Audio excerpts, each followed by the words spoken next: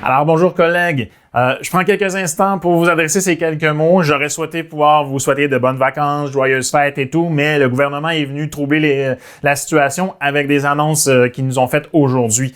Donc, je vous annonce rien. Donc, fermeture des écoles à compter d'aujourd'hui, pas plus tard que maintenant pour la plupart d'entre vous, c'est déjà le cas.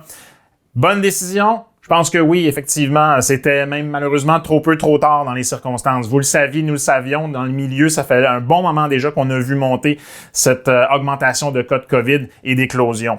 Ceci dit, les annonces d'aujourd'hui, on les a appris en même temps que vous, ou à peu près. Là. Donc, on a appris par la rumeur qui a circulé dans nos établissements. Vous nous avez appelés.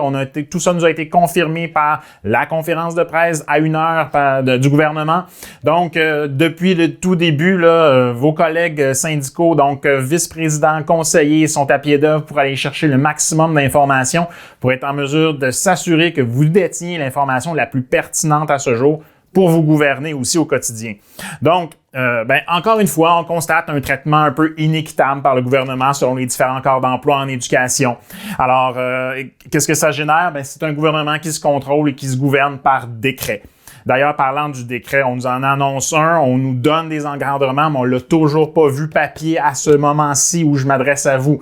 Donc, plusieurs questions vont demeurer sans réponse, malheureusement, parce qu'on devra attendre de voir le contenu réel de ce que nous dictera ce décret actuellement. Les réponses, on en a obtenu quelques-unes malgré tout.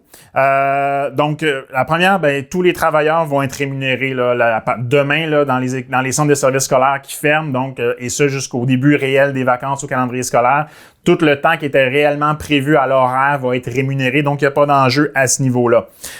Au niveau des services de garde, ce qu'on a appris, c'est qu'on recommande que ce soit les enfants qui en ont absolument besoin, donc les parents finalement là, ont absolument besoin du service de garde. Donc, c'est le message qui a été envoyé par les centres de services scolaires, ce qui devrait diminuer la quantité d'enfants qui devraient les fréquenter. Les écoles spécialisées, on l'avait vécu l'année dernière, on le revit encore cette année, là. Ils les maintiennent ouvertes. Alors, on a parlé de services de garde, je parle maintenant des écoles à vocation particulière. Quand on parle de traitement inéquitable, c'en est un cas, mais c'est le décret qui l'impose.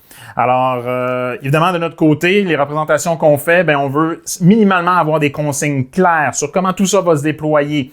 L'enseignement à distance à partir du retour en janvier, les préparatifs qui vont être nécessaires pour les enseignantes et les enseignants actuellement, l'organisation des services de garde. Il y a un flou actuellement au regard des services de garde qui vont se produire après les fêtes. Est-ce que ce sera des services de garde d'urgence, des services de garde réguliers? Là, le ministre de la Santé, dans sa conférence de presse, a laissé un peu d'ambiguïté là, au regard de cette information-là. Donc, on va continuer à questionner à ce niveau-là.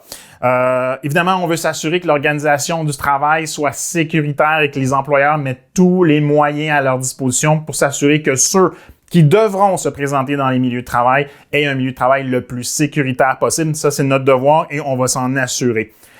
D'autres questions demeurent floues encore. Le fameux télétravail obligatoire. Qu'en sera-t-il? Parce qu'on se rappelle aussi, là, ça a déjà existé le télétravail obligatoire. Mais comment les centres de services se sont comportés dans l'application quotidienne de ces dispositions-là?